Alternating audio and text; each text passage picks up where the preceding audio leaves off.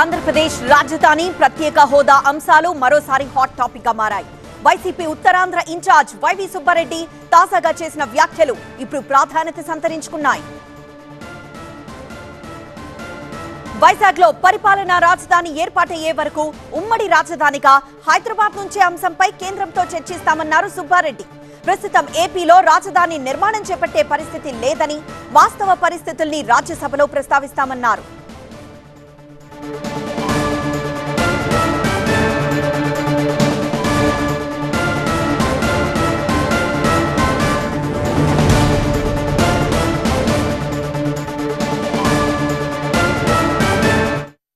ఏ విధంగా అయితే మన రాష్ట్రానికి సంబంధించిన అంశాలపై తప్పకుండా సాధిస్తాము, రాష్ట్ర ప్రజలకు మేలు జరిగే విధంగా కేంద్ర ప్రభుత్వం నుంచి సాధించాల్సిన వాటన్నిటి కూడా విభజన సమస్యలు కానివ్వండి, ప్రత్యేక హోదా విషయం కానివ్వండి, మళ్ళా వాటిపై కేంద్రంపై ఒత్తిడి పెట్టే కార్యక్రమం చేస్తాం.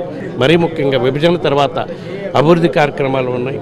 అదేవిధంగా విభజన తర్వాత మనకి రేపు జూన్కి కంబైన్డ్ క్యాపిటల్గా హైదరాబాద్ ఇచ్చి 10 years కంప్లీట్ అయిపోతుంది. 10 years ఇచ్చారు. ఇప్పుడు మళ్ళీ మనం రాజధాని నిర్మాణం చేసే పరిస్థితులు మన రాష్ట్రం లేదు. ఎందుకంటే ఇక్కడ కొత్త రాజధాని నిర్మాణం చేయాలంటే వేరే సమస్యలు ఉన్నాయి. కాబట్టి పరిపాలనా రాజధానిగా విశాఖపట్నానికి వెళ్ళి అక్కడి నుంచి పాలన కొనసాగించేదానికి ఏ విధంగా చర్యలు తీసుకోవాలో కూడా వాటిపై కూడా కేంద్ర ప్రభుత్వంతో చర్చించి ముందుకు తీసుకుపోయే కార్యక్రమం చేస్తాం.